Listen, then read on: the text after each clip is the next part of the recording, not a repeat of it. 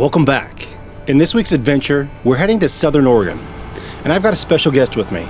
It's Michael White in his big burgundy Ram 2500 at Oregon_trail from Instagram.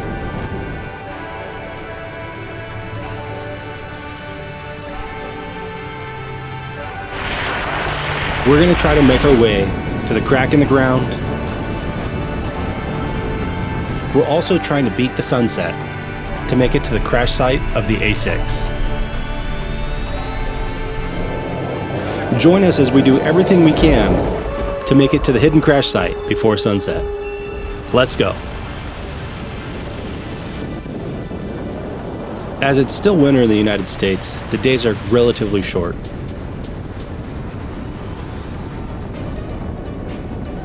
So when I arrived at Micah's house at 7 a.m., we beat feet quickly to grab some groceries for the evening and then hit the trail. After about 150 miles, we finally hit dirt. It was time to lock in some four-wheel drive and get to the spot.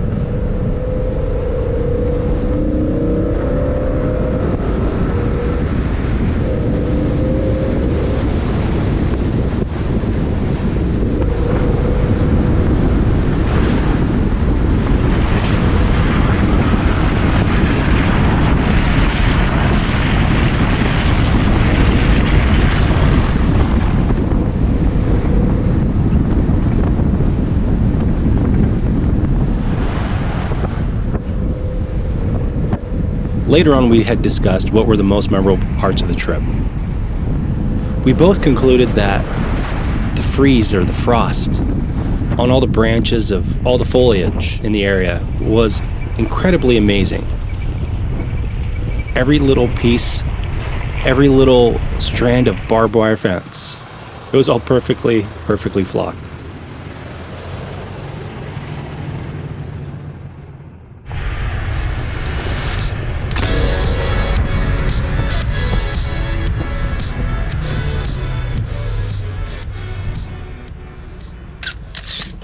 The landscape in Southern Oregon is vast. It's almost like a frozen tundra. It's moderately high elevation, arid desert, and resilient vegetation.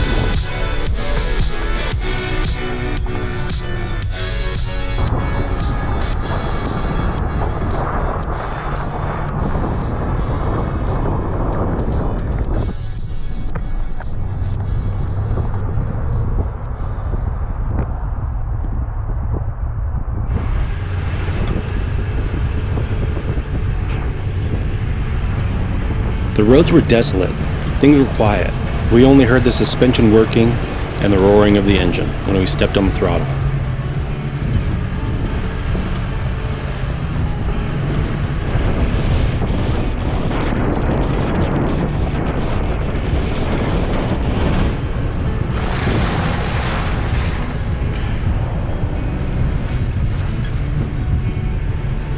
I didn't quite notice all of this till post, but I didn't realize Micah wasn't in four-wheel drive.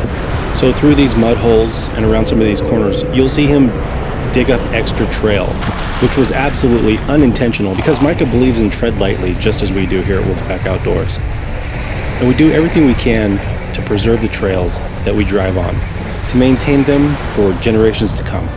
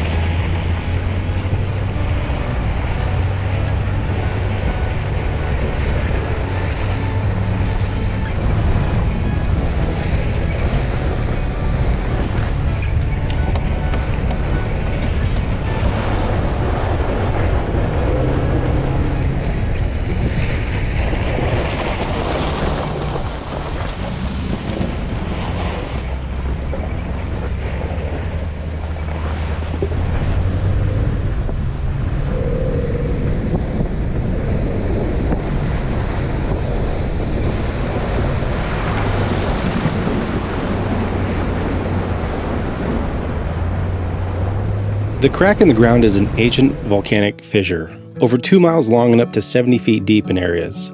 Normally, fissures like this are filled with soil and rock by the process of erosion and sedimentation. However, because of its location in such an arid region, very little filling has occurred in crack in the ground. And it exists today as it did shortly after its formation thousands of years ago.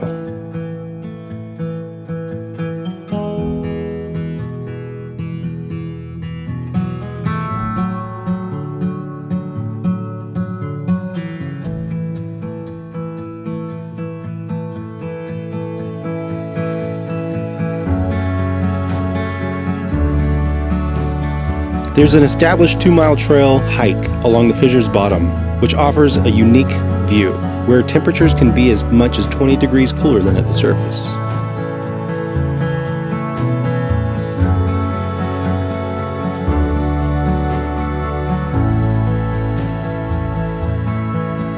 Driving along these trails, it almost felt like we were in pioneer times.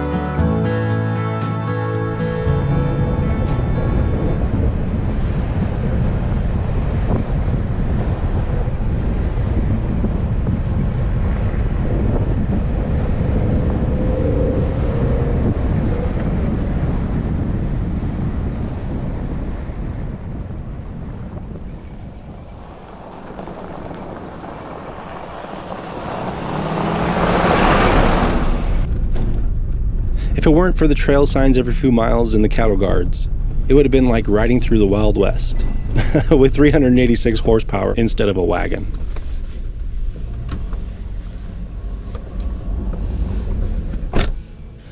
You won that one. You won't win all of them.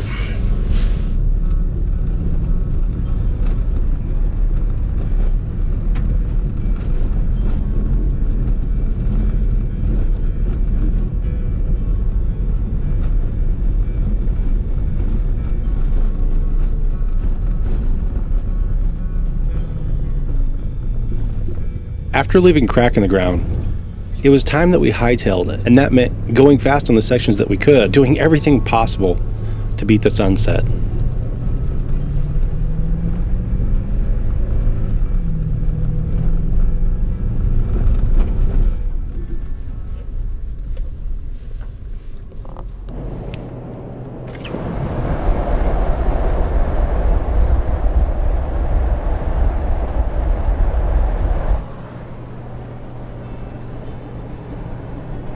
After just a few miles of open road, we found the dirt again.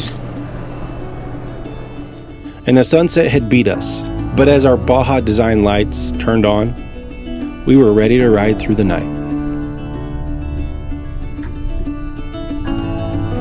This sunset was something spectacular. Through the fog and the haze throughout the day, the sky opened up.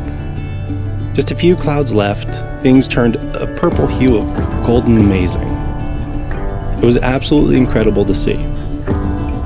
I always say this, but it was probably a once-in-a-lifetime sunset.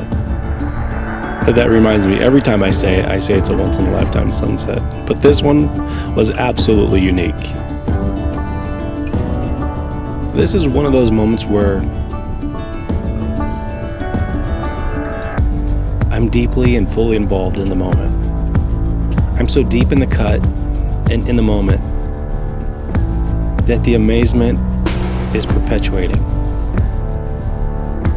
The feeling of being out here is absolutely unique and one of a kind. If you've never been out to Southern Oregon, you need to make it, because it's one of those places that will stay with you forever.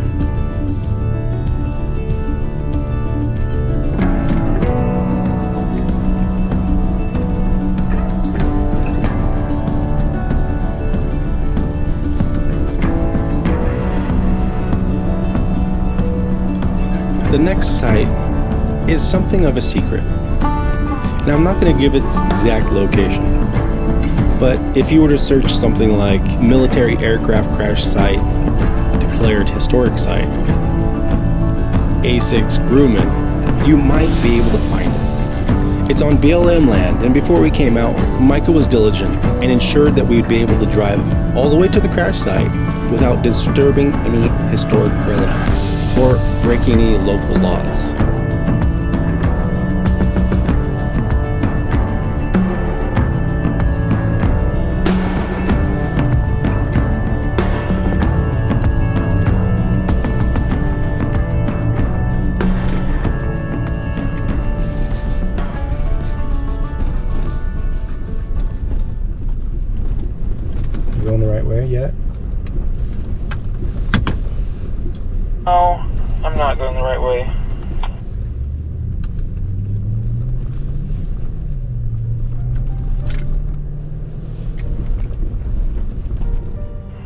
I thought the road we're on was the one we're on now, and so the road we were on was the right one.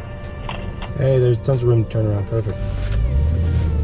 As the airplane was flying a low-level mission at night, a Navy Grumman A-6 intruder bomber crashed on September 19th, 1973.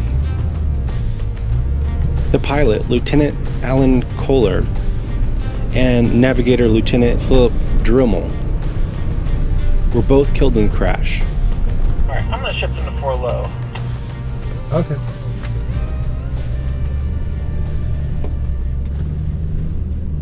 This is definitely rutted out.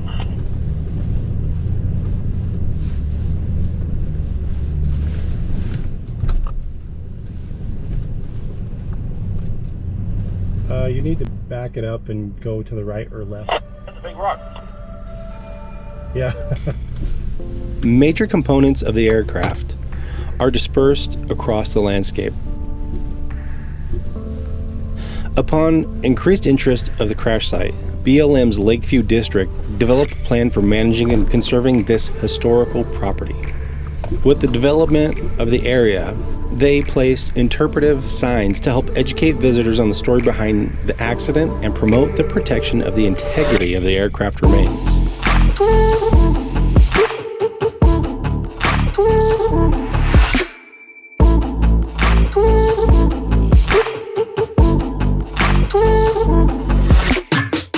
So I guess in all fairness, I should introduce this cooking segment. You think? Probably a good idea. I'm going to do my best to recall the spirit of the pioneer to make my brand of Pioneer chili. I like it. We don't have horses, but we have motors. They create horsepower. Yeah. So it's basically the same thing. We're exploring the Wild West. Man, this was beautiful too. It was a beautiful, beautiful day. It was. Even the fog, it was cool, man. The crack. Because it was just high enough. It just fit the environment we were in really well. I got a couple ingredients here. Pan. All right, you got your nice pan, Some lean ground beef. ground beef, Chili. fresh veggies. Yeah, well, we need them, I think. Oh, did you know that this segment of the show is brought to you by MCM Fabrication? No. Truck parts you can't eat. Yeah. Crazy. Truck parts you can't eat. No. Are you feeling the cold yet? It's like Little 29 degrees-ish. It's at what degrees? Do you think it's 29 still, or do you think it's colder? I don't know. I'm half tempted when we're done with this to turn on my truck and find So out. hopefully you like things a little spicy. I got a jalapeno, plus I've got some Tabasco hot sauce. I love spice. All right. I'm just not feeling the cooking scene right now.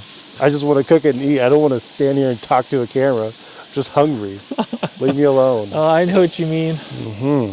Look at that. These little Goal Zero crush lights are kind of nice. Oh, they're a Goal Zero crush light?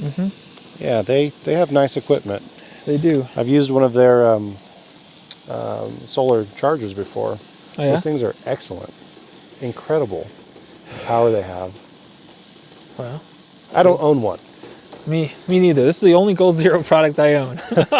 They're out of my They're kind of expensive. price range. Goal Zero is one of those things when you look at power banks and stuff, you see a lot of them, and you see the ones that are obviously cheaper, and you can tell just by the pictures they definitely look cheaper. But they also do really good, and I think they do everything most people need them to do. But Goal Zero is like, they almost seem like they don't pull any stops for their quality, and they just go for that, right for that premium price point. Oh, yeah. I don't blame them. I don't blame them at all. Making a premium product makes you the premium guy on the street to buy from. So It's true. there's only one Goal Zero. This section of the food cooking segment is brought to you by Goal Zero. Crush lights. They're incredible. You need them in your life. Yes. Now we're just going to chuck these guys right in here. So your fire is doing great over there? Well, if great means dying, yes. All right. I'm just gonna. All right, that's yummy. Maybe time for a little secret ingredient. Ah, the secret ingredient. The very secretest. Garlic ranch powder. You're like, that doesn't make sense. It makes perfect sense. So, Primal Outdoors, you know who he is? No. So he's a YouTuber. He has actually 200,000 subscribers. Okay, cool. Him and Edward Shin came out here. I guess that flag I hung back up, they hung it. Because there was an old tattered one here, and they came in and hung it. Now, generally in my house, we'll rinse the beans off before we put them in. Being pioneers and all, we really have to think outside the box. That's right. This portion of the cooking segment brought to you by Bitcoin and Edward Shin and Primal Outdoors. Thank you guys for your support and your American patriotism. Now it's just getting ridiculous. Maybe it's been ridiculous for a while. I'm just about done. Just gonna let it simmer for a while and Kind of cook. sit by the fire, warm up. Now that we have a fire, Yeah. there we go.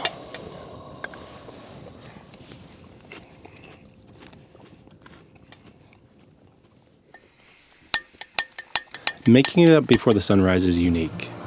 It gave me an opportunity to check out the sleeping bag and how much frost I had actually accumulated over the night. I pulled out my jet boil, started to make some noodles for breakfast.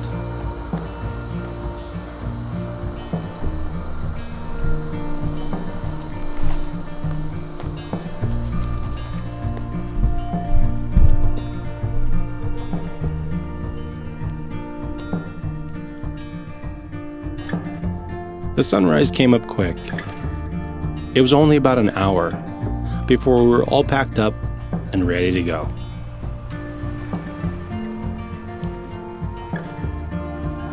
It's easy to look at our crazy trucks and say, well, of course they made it out there. But I believe a nearly stock vehicle, maybe with larger tires, could make it out to where we made it. So there's nothing really stopping you from exploring this area. Sometimes you've just got to make the time to be in the moment. Along the ground, you can still see the scars that remain from the crash site. And our thanks to the airmen of the United States military. Our hearts go out to you and the sacrifices you endure for the protection you provide for our country. Thank you. Perfect.